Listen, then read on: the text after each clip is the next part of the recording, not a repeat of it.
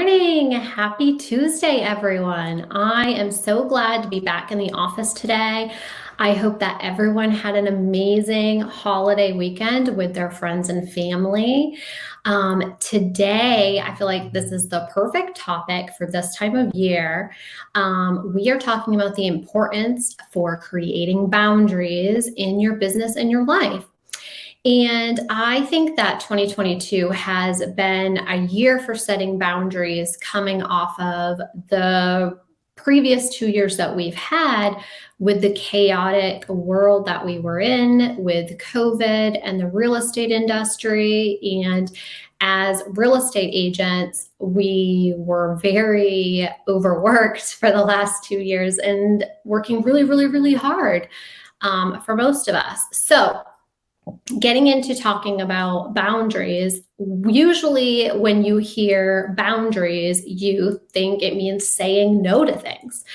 But if a boundary is there to protect your energy, and it also can mean saying yes to investing time with the people that feed your soul and doing the things that make you happy, right? So putting the containers around them so that you don't give up what you value when torn between competing with the demands of your time and your energy. Your boundaries for being yes and no can also be valid. So it's not just focused on setting up boundaries that surround no and negative and, focusing on that. This is a nice time of year to really think about boundaries that you need to put in place to protect those things that matter most to you, right? And to plan for the new year, because around the holidays, right, we really start to be pulled in a lot of different directions with work and family obligations and trying to just do everything all at one time, right? So setting those boundaries to protect yes as much as no is very important. So boundaries can take so many forms, right? They can range from being, strict to appearing almost non-existent. And I think that a lot of people have a hard time with setting boundaries, period. If you have more strict boundaries, you might do things like keep others at a distance, right? You seem detached, even with, people that you enjoy. You may have very few close relationships. You may avoid close relationships altogether. If you have more open, loose boundaries, you might have things like you might just get too involved with other people's problems. You might find it difficult to say no to others' requests. You may overshare a lot of personal information with others. You may also seek to please others for fear of rejection. So something to think about in this category is when you have a hard time of saying no to other people and you say yes, and then you don't follow through with that, you end up letting people down in a more severe way than if you had been honest or set those boundaries up front. So you don't want to set yourself up for failure. If it's something that you don't want to do or you can't do, don't say yes. Don't do it, because you're promising your time, your energy, whatever it is, to people who are setting expectations for you, and you're letting them down and you're letting yourself down. So just don't do it. Say no. Set those boundaries, the perimeters for whatever, that means for you. Learning how to say no to other people's requests is huge for you, your personal life, and your business, right? So a person with healthy boundaries understands that making their expectations clear helps in two ways. It establishes what behavior you will accept from other people, and it also establishes what behavior other people can expect from you, right? If you have healthy boundaries, you might share personal information appropriately, not too much or not too little. You understand your personal needs and wants and know how to communicate them to others. You value your own opinions and you accept when others tell you no. So when you have healthy boundaries, it's easier for you to accept other people's boundaries as well, because it makes sense to you. You don't expect anything from other people that you don't expect from yourself, right? So many of us have a mix of these boundaries depending on specific situations. For example, you might have very strict boundaries at work and more loose ones at home with your family and your friends. And a lot of times, this can be proven with our children. Like, we set up boundaries, but they can walk all over us, right? So a lot of times, those closest to us can take advantage of us the most. Okay, so 10 ways to set and maintain good boundaries. If you're not sure how to go about creating boundaries effectively and upholding existing ones, we've worked on a list of some of the best approaches to try. So number one is enjoying some self-reflection. And again, this is the perfect time of year to self-reflect on the previous year and also what our expectations are for 2023, right?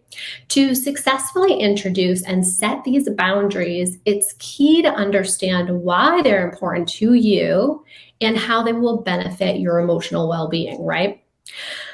Take some time to detective your own psychology, right? So often stuff happens to people and we feel really uncomfortable, but we're not sure why we do, right? But it makes us feel uncomfortable. The first step is to having healthy boundaries in any situation is spending the time to exploring why you feel the way you do or why you don't want to do the things that you want to say no to initially, right? So understanding why you want to create the boundaries is beneficial to start. Number two is starting small. If you don't have any boundaries right now in place, then it's best to just start really small so that they don't seem overwhelming. So you want to build them up slowly, right? Doing so will allow you to take things at a more comfortable pace, and it provides time to reflect on whether it's heading in the right direction for you or if you need to make some tweaks to those boundaries. Next, you want to set those boundaries early. Sometimes it can be really hard to start setting boundaries, especially with people that you already have pre-existing relationships with, right? Because they're not expecting this change to come overnight.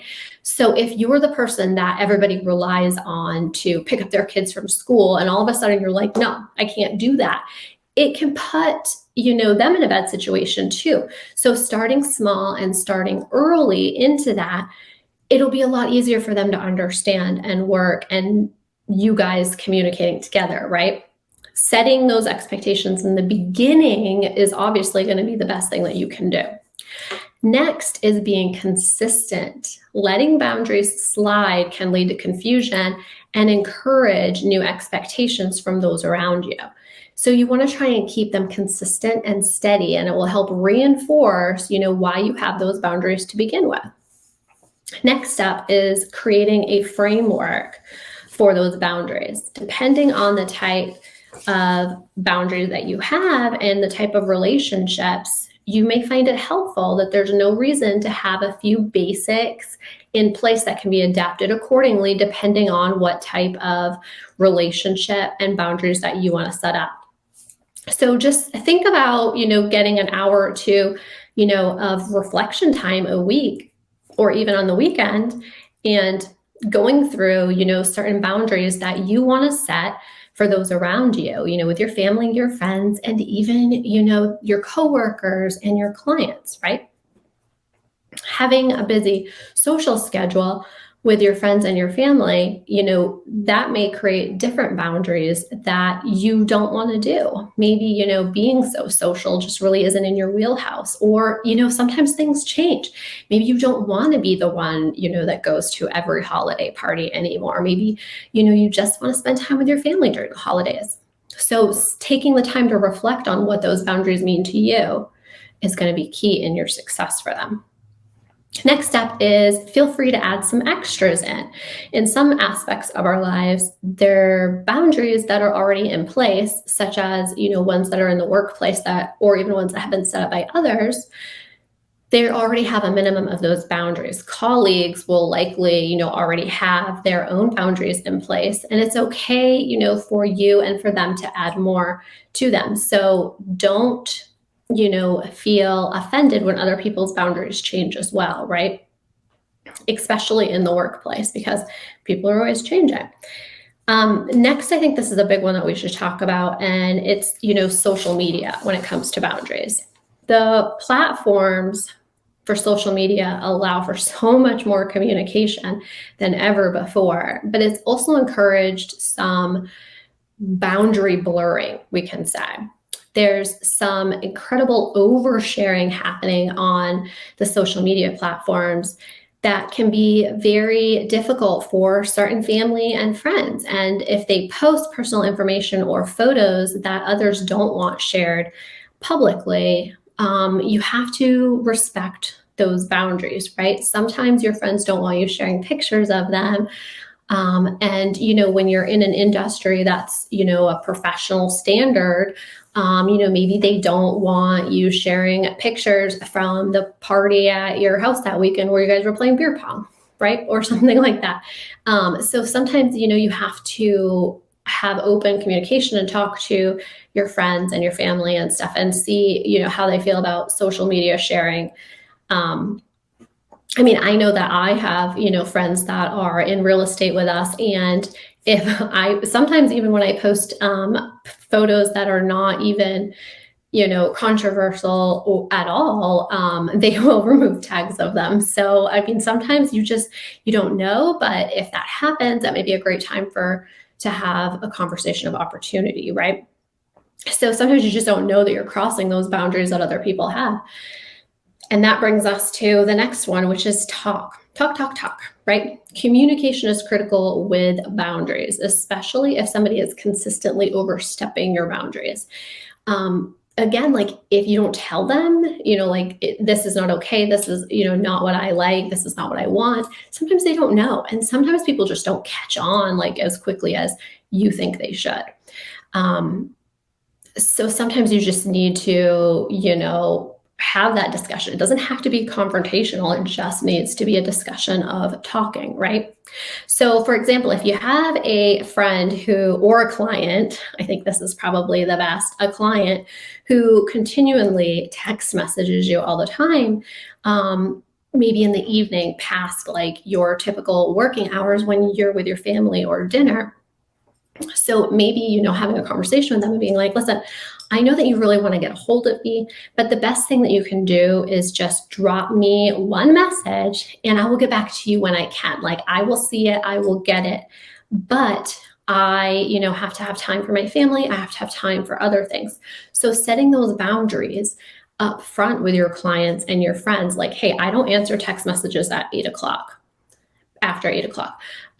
If I get them, when I see them, I will respond in the morning, 7, 8, 9 a.m., whatever that expectation is, okay?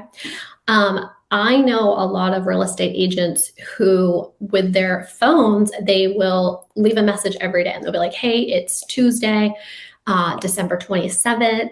I am currently on appointments. I am working. I will be checking my messages at 12 p.m. and at 4 p.m. and I will return all emails, texts, and phone calls at that time. And they have set those boundaries up like, hey, like you've sent me a message, you've left me a voicemail, you've sent me an email, I will be responding at XYZ, right? So those are boundaries, those are expectations. And that way people aren't just sitting there waiting, thinking you dropped the ball, right? So this is huge for when it comes to our clients, setting those expectations up front. Next is you have to be your biggest and best advocate when it comes to setting boundaries and expectations for people. You have to have a strong foundation and you have to put yourself first sometimes. Sometimes it's really hard because, especially when you're in a business that is focused on client appreciation, client, expectations, loving on our clients and treating them well, right? We always want to go above and beyond, but sometimes you have to put yourself first, and that's okay. And as long as you set those expectations and boundaries, they can understand and they know what to expect. And that will be very helpful for everybody involved, right? There's no reason why you can't just have, some basic set standards, rules, regulations, boundaries, expectations that you send out right in the beginning when you start a client relationship, right? You can have it set in an email and be like, what you can expect from me, what I expect from you, blah, blah, blah, right? So it doesn't take much to start encouraging, this mindset of these expectations, right? The more you engage in activities that make you happy, the things that you want to do and the things that you don't want to do, you're saving your energy for the areas that you do want to focus on. Always saying yes and people pleasing other people is really sucking the stuff out of you for the stuff that makes you happy and the things that you want to do, which can affect your business and your personal life. So you really have to feed your own heart, your energy, and that will in turn make your business and your personal life a much happier place, right? So gaining some perspective, not having the boundaries can be detrimental to our mental health, not just our businesses and our relationships, but our emotional well-being as well. Get healthy level of thinking about these boundaries. Have some, but you don't have to be dedicated to them to be super strict that like you're going to have a full-on meltdown if things don't fit into those boundaries. Just go with your gut instinct and, be forgiving and have those open lines of communication and talk, right? Next is really important that I want to talk about, and that's recognizing the boundaries of others, right? In addition to setting your own boundaries, it's really important to appreciate other people's boundaries as well. Even if they're different from your own and they don't make sense and you don't understand them and you don't know how they got started or why, right? It doesn't matter. There's no magic science to understanding other people's, and it's really no concern of yours why it is that way, right?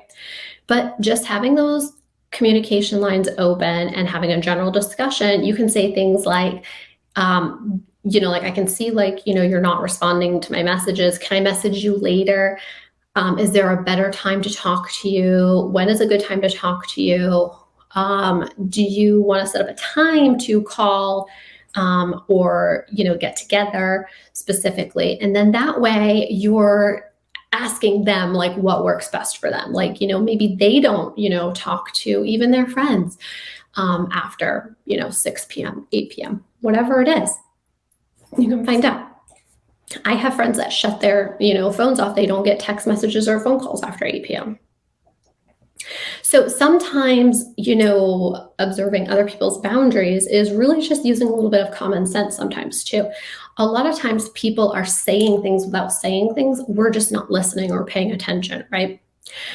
So if your partner, your significant other, hates using social media, there's a good chance that they probably won't want one of those coupled social media accounts, right?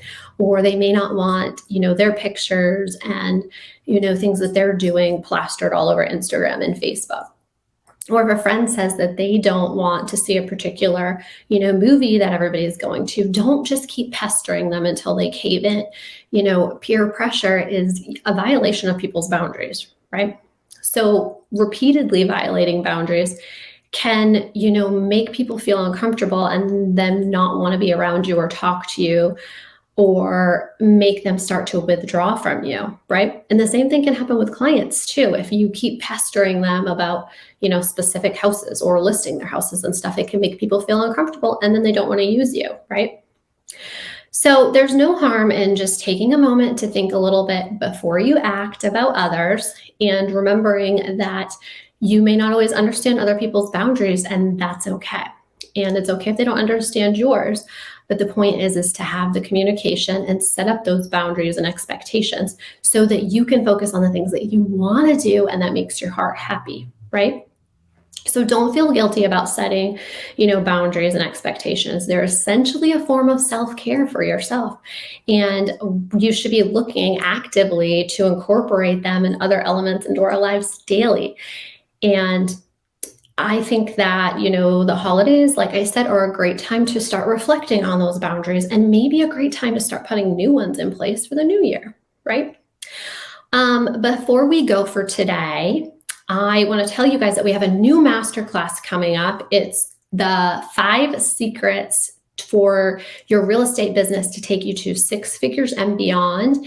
And it's a free masterclass, and we will be sharing it on social media and in the group very soon. So stay tuned so that you can sign up for the masterclass.